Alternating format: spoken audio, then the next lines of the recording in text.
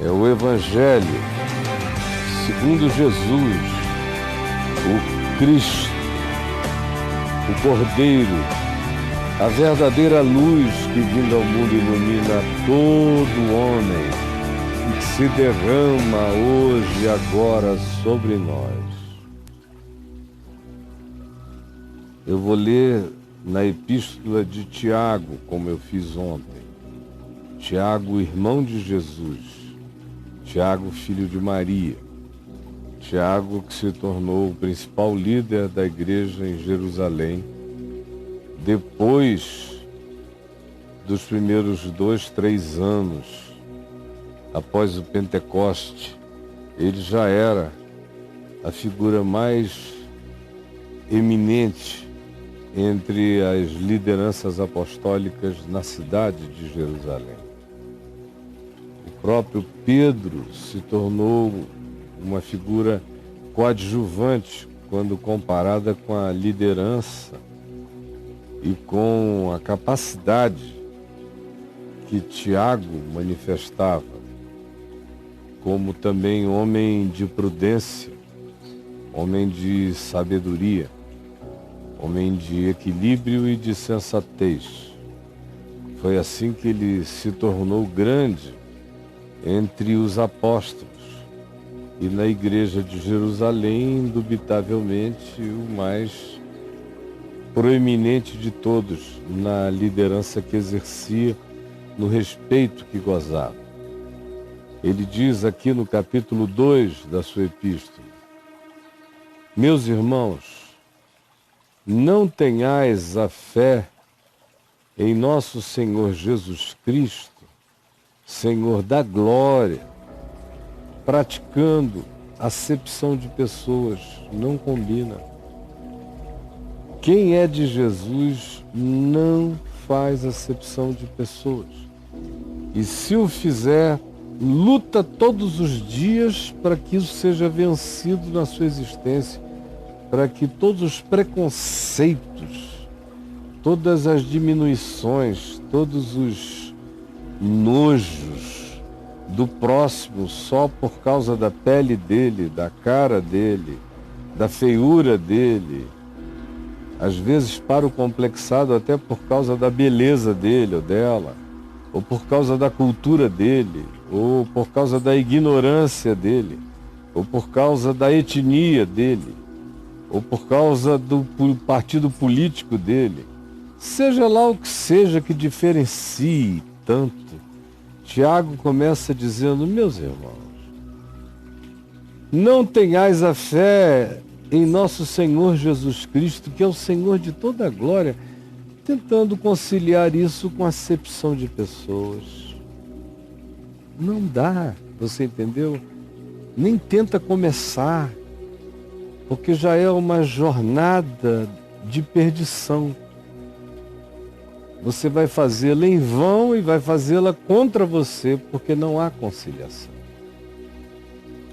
Se, portanto, entrar na vossa igreja, na vossa reunião, entrar na casa de vocês, no ambiente de vocês, alguma pessoa com anéis legais de ouro nos dedos, em trajes de luxo,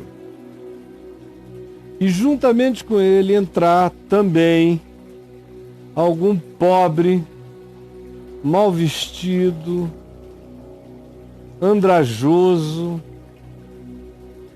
e tratardes com enorme, imensa e automática deferência, honra especial, o que tem os trajes de luxo, e disserdes a ele, só porque ele tem essa aparência maior de luxo, que denota poderes, capacidades, possibilidades superiores, e então tu disserdes a ele: tu, assenta-te aqui neste lugar que é o melhor da casa, e disserdes ao pobre, que se veste mal, que chegou esfiapado, mas olhando para ele, tu disserdes: e tu, quanto a ti, ó, Fica ali, senta ali no chão, ali embaixo, naquele canto ali.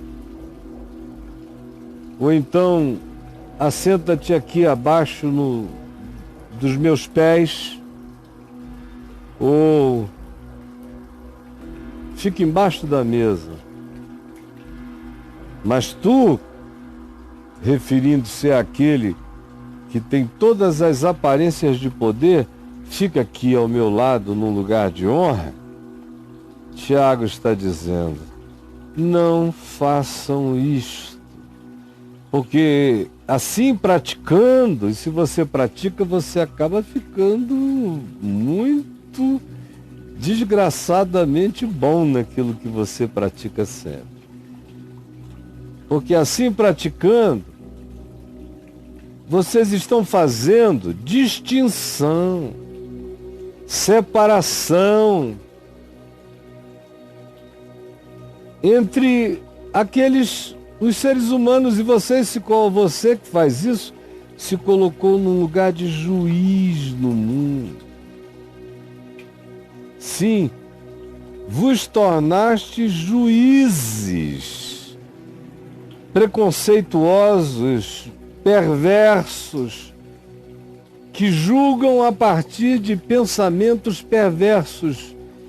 Se vocês praticam acepção de pessoas em qualquer que seja o nível, não importa, vocês se tornaram diante de Deus entes abomináveis, porque se tornaram juízes supremos, tomados de perversos pensamentos contra o próximo por causa da pele, da largura do nariz, do desdentamento, do hálito, da roupa ruim ou maltrapilha, por causa da cara de ignorância, por causa da voz de ignorância.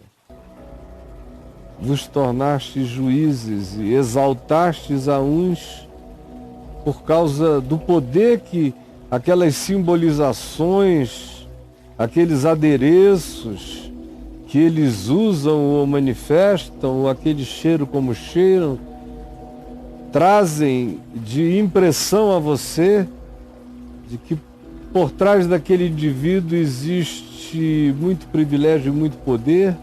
Por isso você o exalta enquanto acachapa aquele que chega carregando todas as desvantagens de uma existência empobrecida. Porventura, fazendo assim, você não se tornou um supremo juiz tomado de perversos pensamentos? Ouçam, meus irmãos queridos, ouçam, diz Tiago, e eu repito com ele, implorando, ouçam, meus irmãos, ouçam. Porventura não escolheu Deus os que para o mundo, para o olhar mundano, para o olhar dos poderosos da terra que determinam as tendências do mundo? Porventura não escolheu Deus os que para o mundo são considerados pobres e desvalidos e tolos e bobos, quando de fato são genuinamente pessoas que creem na realidade do Evangelho? Não são eles considerados como idiotas pelo mundo? E não escolheu Deus esses para serem ricos em fé e herdeiros do reino que Ele prometeu a todos aqueles que o amam? Porque se Deus escolhe os que são os rejeitados do mundo e da terra para serem os herdeiros simples e naturais da misericórdia dele para com todo homem que o ame, tratando bem ao próximo, tentando viver com o próximo, mesmo que seja em condições adversíssimas. Ele deu a esses a herança eterna. Por que vocês desprezam aqueles a quem Deus galardoa?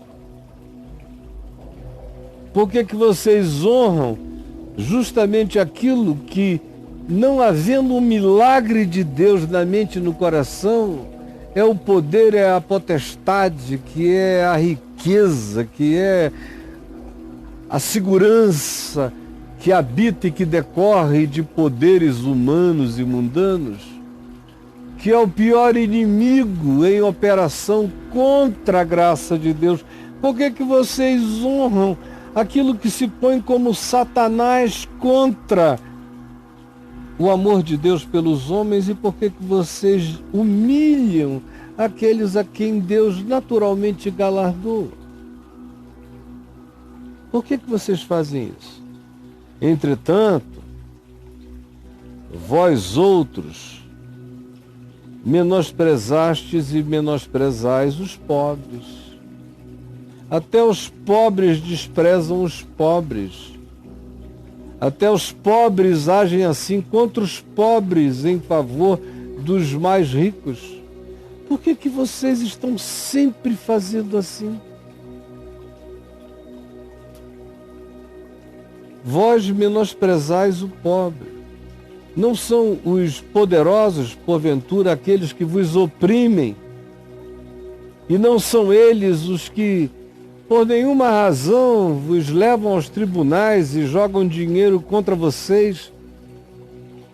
E usam e manipulam? Mas por que vocês, então, quando se trata de encontrar com alguém em algum lugar, em alguma igreja, em algumas circunstâncias, vocês não conseguem tratar todos os homens de maneira igual? Por que vocês têm que humilhar o pobre e exaltar o rico?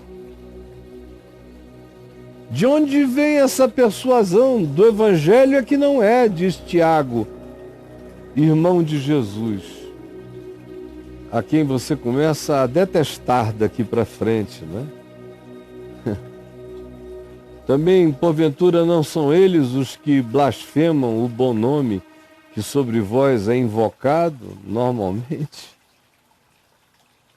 Se vós, contudo, observais a lei régia, os 10 mandamentos, segundo está escrito nas Escrituras, no Pentateuco, leiam, por exemplo, e lembrem do que a Escritura diz em Levítico 19:18. É um mandamento que diz: amarás o teu próximo como a ti mesmo. É um mandamento. Esse mandamento proíbe, portanto, a acepção de pessoas. Se vocês fizerem isso, vocês estão fazendo bem.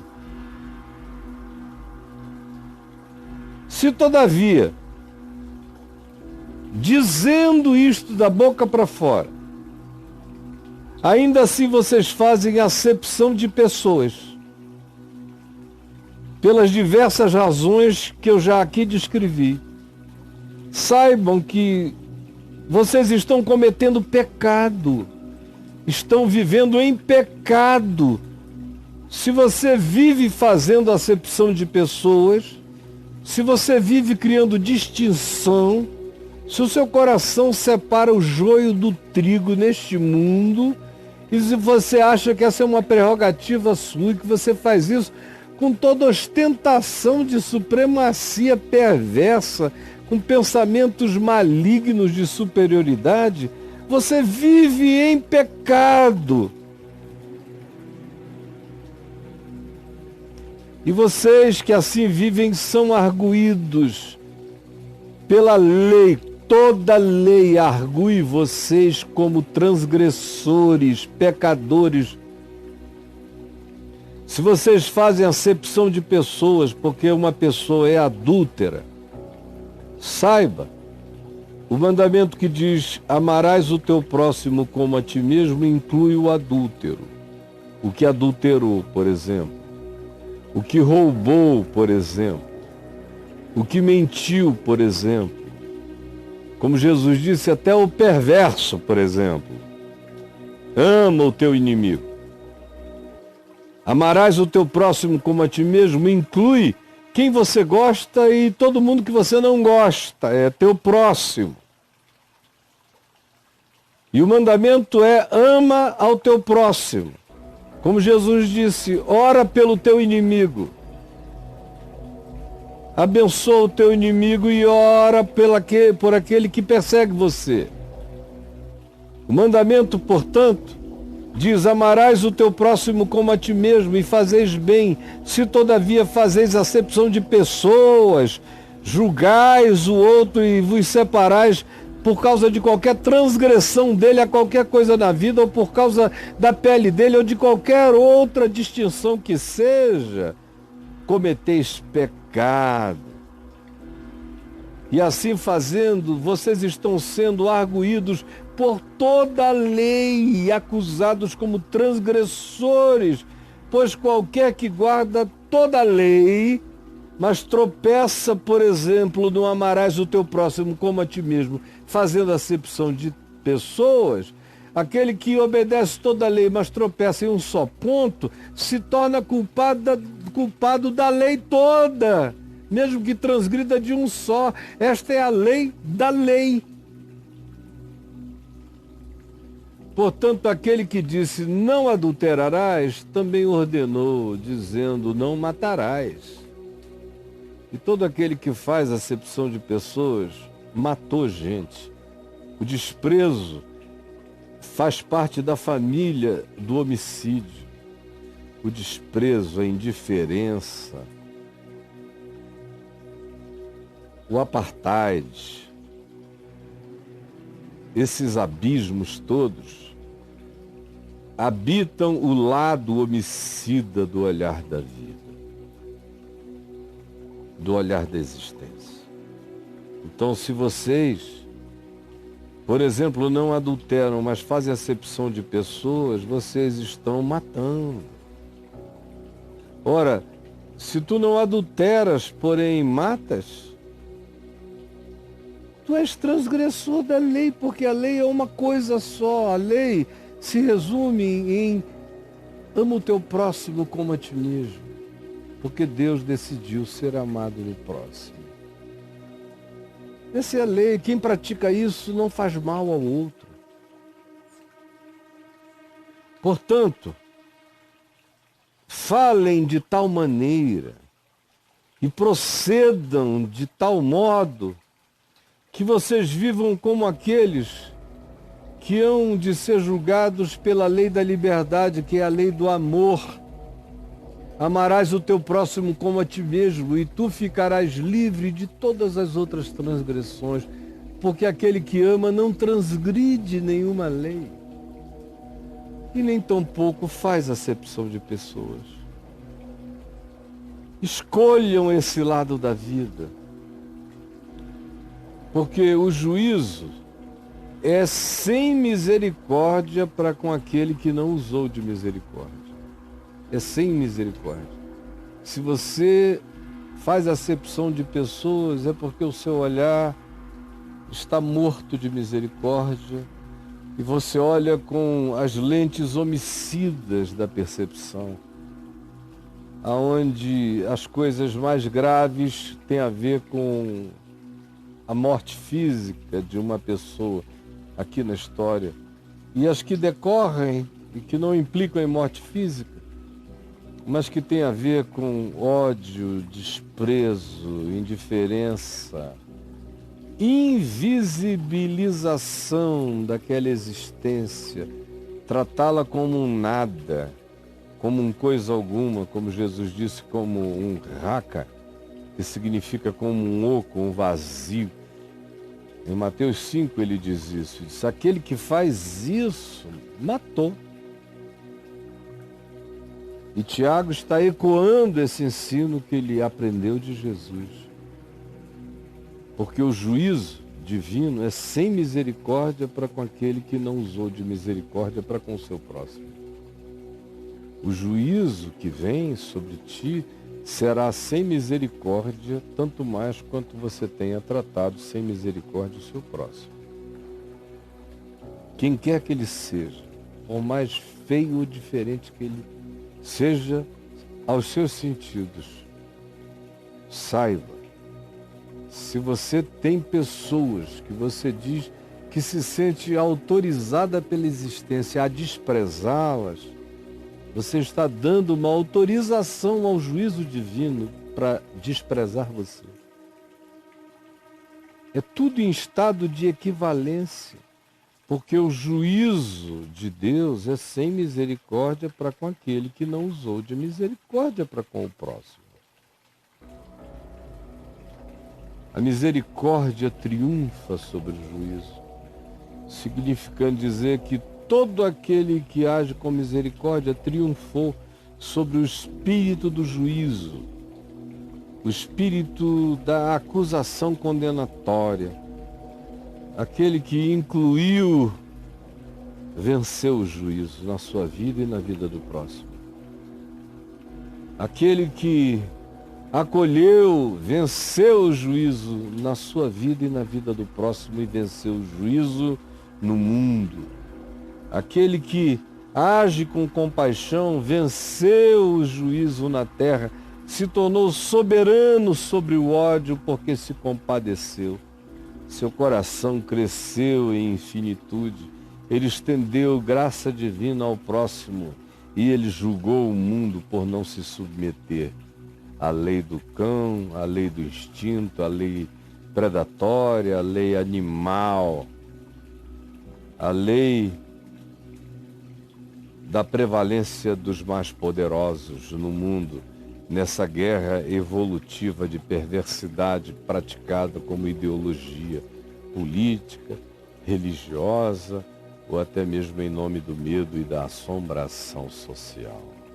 Senhor Jesus, eis aqui a tua palavra, falada no meio do Império Romano, onde havia senhores e escravos, desigualdades indizíveis, autorizadas, legalizadas e chanceladas, e aonde era prerrogativa fazer acepção de pessoas, aonde o romano era superior a todas as outras raças, e aonde aquele que tivesse poder de se gloriar em alguma coisa na sua religião monoteísta, como era o caso dos judeus, se o fizessem, estavam também em grande pecado, porque não há nenhuma justificativa para que eu me ponha em estado de superioridade ou de separação, ou eu me dê o direito de ser o justiceiro contra o meu próximo e o vingador, porque assim fazendo eu estou estabelecendo a medida do juízo, pela qual eu também serei julgado. Ajuda-me a vencer o espírito do juízo, pela prática da misericórdia na minha vida e nas minhas relações.